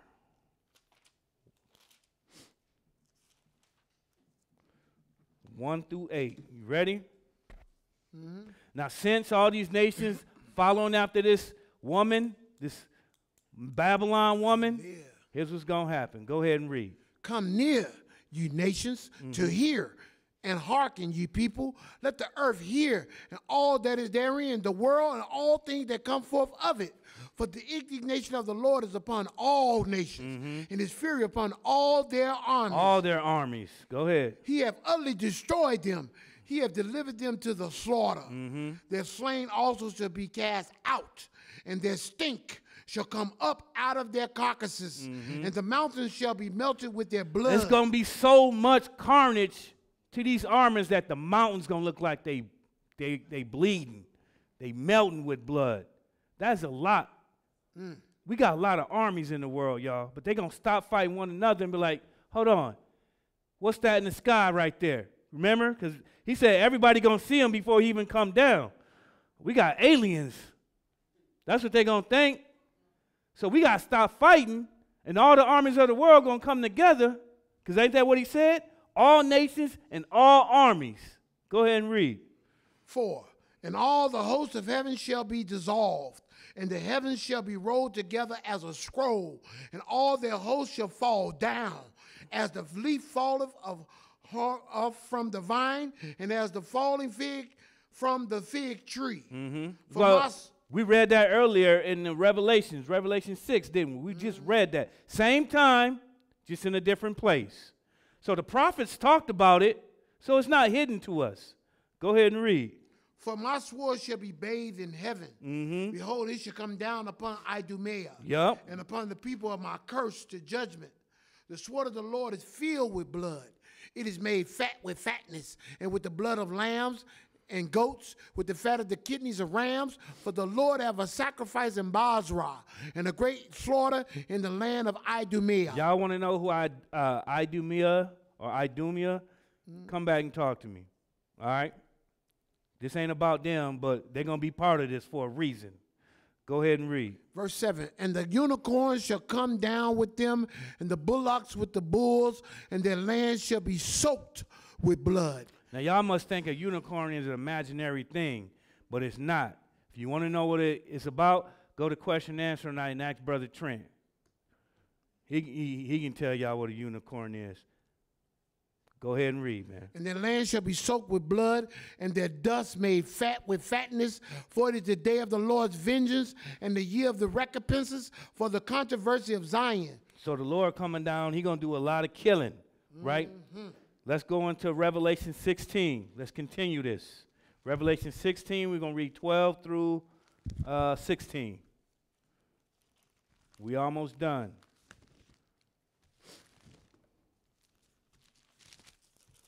Y'all with me so far? Can y'all see this? All the way down from the beginning to the end. All right? Revelation 16, 12 through 15. You ready, Brother Rob? Go ahead. And the sixth angel poured out his vial upon the great river Euphrates, and the water there was dried up, that the way of the kings of the east might be prepared. Prepared for what? Go ahead. And I saw 3 unclean spirits like frogs come out of the mouth of the dragon, and out of the mouth of the beast, and out of the mouth of the false prophet. Because you know they about to lie. Because at this time, they didn't seen the Lord now. And he coming down to do war. So he really got to do some lying now. Go ahead. For they are the spirits of devils, working miracles, which go forth unto the kings of the earth and of the whole world to gather them to the battle of that great day of God Almighty. Okay, hold on.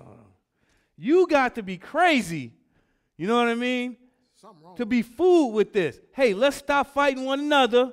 Let's stop fighting one another. Let's fight this right here that's coming down. That's what those unclean spirits went out and did. You see what I'm saying? But if anybody read this book, they would know who's up there. They would see what's happening. And they wouldn't be fooled, would they? All right, I just had to make that clear. Go ahead and read. 15, behold, I come as a thief. Blessed is he that watcheth and keepeth his garments, lest he walk naked and they see his shame. And they will, because they ain't paying attention. He said, let those that hear, and those that don't, they won't. You're going to be naked at this time. Hey, what's going on? I'm going to show you what's going to happen, right? Let's go into Joel 3. Sorry, I didn't read 16. Y'all go to Joel 3. He going to read 16. Go ahead. And he gathered them together into a place called in the Hebrew tongue Armageddon. Armageddon. Now let's go into Joel 3. Now, since they want to be nosy and they caught naked just means not knowing, okay? Here's what's going to happen. Here's what's going to happen.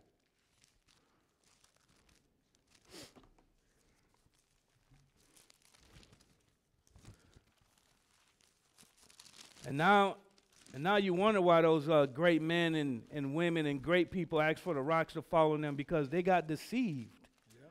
And they got so much power and stuff, they can't humble themselves. That's why. And then all the people who ain't paying attention and going to try to fight against the Lord, this was going to happen to them. Go ahead and read. Joel 3. As soon as you get there, we're going to start reading at 1. We're going to read through 6 and then skip. For behold, in those days and in that time, when I shall bring again the captivity of Judah and Jerusalem, I will also gather all nations and will bring them down into the valley of Jehoshaphat and will plead with them. Go ahead. There for my people and for my heritage Israel, whom they have scattered among the nations and parted my land. And they have cast lots for my people. They have cast lots for my people, and have given a boy for a harlot, and sold a girl for wine, that they might drink. Yea, and what have you to do with me, O Tyre and Zidon, and all the coast of Palestine? Y'all want to know who those people are?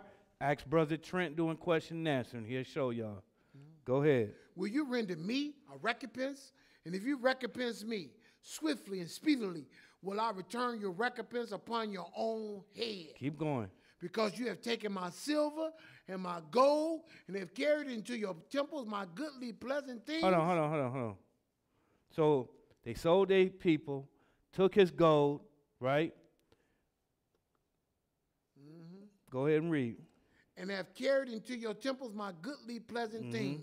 Go ahead. The children also of Judah and the children of Jerusalem have you sold unto the Grecians, that you might remove them far from their borders. Because you remove the priests far from their borders.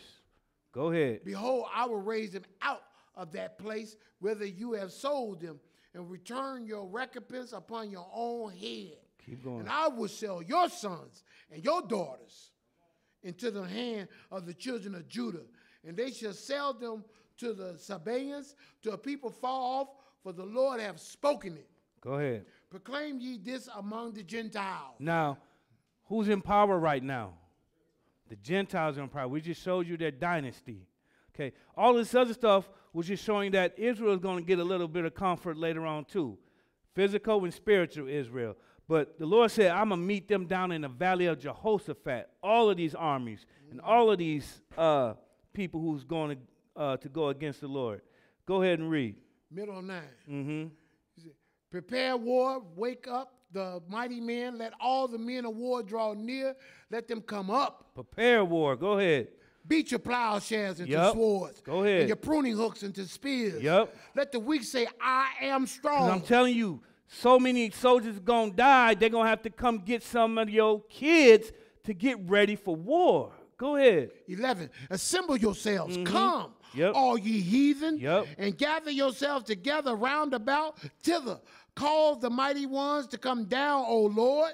Let the heathen be wakened and come up to the valley of Jehoshaphat, for there will I sit to judge all the heathen round about. Heathen just means other nationalities, nations. That's what the word heathens mean, okay? He said, all y'all come down to the valley of Jehoshaphat, okay? Because I'm about to deal with y'all. Go ahead and read. 13. Put ye in the sickle, for the harvest is ripe. Come, get you down, for the press is full, the fats overflow, for the wickedness is great. Go ahead. Multitudes a in lot the of valley of decision. All your armies are down there. Go ahead. For the day of the Lord is near in the valley of decision. The valley of decision. Go ahead. The sun and the moon shall be darkened. Y'all see? Y'all see what time this is, right? This is our third time reading this. It ain't happening 3 times. Go ahead. And the stars shall withdraw their shining. Go ahead. The Lord also will roar out of Zion, and utter his voice from Jerusalem, and the heavens and the earth shall shake. But the Lord will be the hope of his people and the strength of the children of Israel. Good. So shall you know that I am the Lord your God, dwelling in Zion, my holy mountain. Then shall Jerusalem be holy, and there shall no stranger pass through her anymore. Well, you got your foot in there, don't you? We're supposed to stop at 16. Man, he's feeling that. Zechariah 14. Now, y'all check this out right here. So now all these armies are down here to go to battle in the Valley of Jehoshaphat, right? Now, here's where your sci-fi comes in, right? Y'all didn't think there was any sci-fi in the Bible, but it's going to happen. So let's go to Zechariah 14. Zechariah 14, we're going to start at verse 1.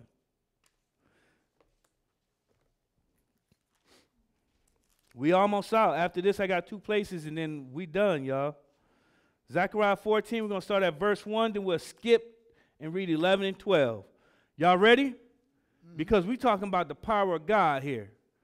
And y'all know, just before we get there, when the Lord come down on that 7th trumpet, who's coming up with him? Who's going up to him? The dead in Christ and the saints, right? Going to meet him in the air to come down and do what? War. War. Y'all know it. He ain't coming by himself. And he got numerous angels. He really don't need, man, but look, you might as well get a piece of the whooping too. You might as well get yours in too. All right? Now check this out. This is some of the powers that you might have here. Zechariah 14, we're going to start at verse 1. Go ahead and read. Behold, the day of the Lord cometh, and the spoil shall be divided in the midst of thee. Now skip down to 11. And men shall dwell in it, and there shall be no more utter destruction, but Jerusalem shall be safely inhabited.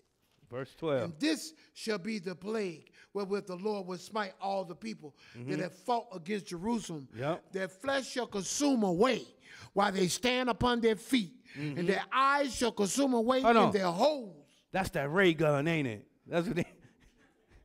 Okay, start that 12 over for me again. And this shall be the plague Yep. wherewith the Lord will smite all the people that have fought against Jerusalem. Their flesh shall consume away while they stand upon their feet. Yep. And their eyes shall consume away in their holes, and their tongue shall consume away in their mouth. Y'all feel that? You fighting against the Lord. You want some of that power to say, you know what, take some of that. Revelations 19. Revelations 19, we're going to read 11 to 21, and we got one more place after this. This is in the Valley of Jehoshaphat. Now, we showed you how we got down there, right? We showed you where it started from, all the way back there from Adam, all the way down to the powers that be, and then down to the Valley of Jehoshaphat. Wow. Okay? We ran it all the way down. Revelations 19, 11 through 21. So when you go back in your notes and you read this, and it's time for you to teach somebody else, you be full confident in teaching them. Revelations 19, 11 through 21. Ready, Rob? Let's get it. And I saw heaven open, and behold, a white horse, and he that sat upon him was called Faithful and True, and in righteousness he doeth judge and make war. His eyes were as flame of fire, and on his head were many crowns. He had a name written that no man knew, but he himself. And he washed, and he was clothed with a vesture dipped in blood, and his name was called the Word of God. And the armies which were in the heaven followed him upon white horses, clothed in fine linen, white and clean. And out of his mouth goeth a sharp sword, that with it shall smite the nations, and he shall rule them with a rod of iron, and he treadeth the winepress of the fierceness and the wrath of the Almighty God. Y'all know why his garment is dipped in blood. Y'all know what he came down here to do. But didn't he warn all the nations? Yep. I warned them. And the mountains were running with blood, weren't they? Yep. But we're going to read a little bit more and see how much blood it was, or it is going to be. Go ahead and read. 16. And he had on his vesture and on his thigh a name written, Kings of Kings and Lords of Lords. And I saw an angel standing in the sun, and he cried with a loud voice, saying to all the fowls that fly in the midst of heaven, come. There's going to be so many bodies that he got to call the birds to come feed on them. Go ahead and read. Come and gather yourselves together unto the supper of the great God. Go ahead. That ye may eat the flesh of kings, Yep. and the flesh of captains, Yes. and the flesh of mighty men, Yes. and the flesh of horses, Yep. and of them that sit on them, and the flesh of all men, both free and bond, both small and great. And I saw the beasts and the kings of the earth and their armies gathered together to make war against him that sat on the horse and against his army. And the beast was taken with him, and the false prophet that was wrought miracles before him, which was and deceived them. And he received the mark of the beast, and them that worshiped his image. These both were cast alive into a lake of fire, burning with brimstone. Go ahead, read that 21st one. And the remnant were slain with the sword of him that sat upon the horse, which sword proceeded out of his mouth, and all the fowls were filled with their flesh. You see that? So many bodies that the birds had to come eat. Woo-wee. Last place, y'all. I didn't read where the blood was up to the horse's brow. But now, we did read that. Let's go on to Zephaniah 3, 1 through 10. Zephaniah 3, 1 through 10. This is the last place.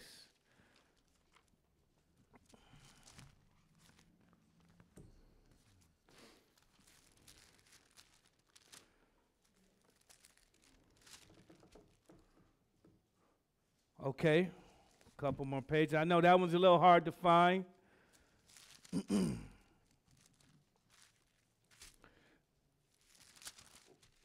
So, in this one right here, I'll mention it when we read it, but we had to end it on this note right here. You ready, Rob? Mm-hmm. You got it? Yep. All right. Go ahead and read. We read 1 through 10. Woe to her that is filthy and polluted to the oppressing city. She obeyed not the voice. She received not correction. She trusted not in the Lord. She drew not near to her God. Her princes within her are roaring lions. Her judges are evening wolves. They gnaw and not the bones to the marrow. Her prophets are light and treacherous persons. Her priests have polluted the sanctuary. They have done violence to the law. The just Lord is in the midst thereof. He will not do iniquity. Every morning doeth he bring his judgment to light. He faileth not, but the unjust knoweth no shame. I have cut off the nations, their towers, and desolate. Our towers are desolate. I made their streets waste, that none pass by. Their cities are destroyed, so that there is no man, that there is none inhabited. I said, surely thou shalt fear me. Thou wilt receive instructions, so their dwelling should not be cut off. Howsoever I punished them, but they rose early and corrupted all their doing. Yep. Therefore wait ye upon me, saith the Lord. Now, we read all of this stuff right here. We see how all of the armies followed them, and they followed this corruption. But the Lord telling you, wait on him. Wait on him during this time. Go ahead and read. 8. Therefore wait ye upon me, saith the Lord, until the day that I rise up to the prey. For my determination is to gather the nations, that I may assemble the kingdoms, to pour upon them my indignation, even all my fierce anger.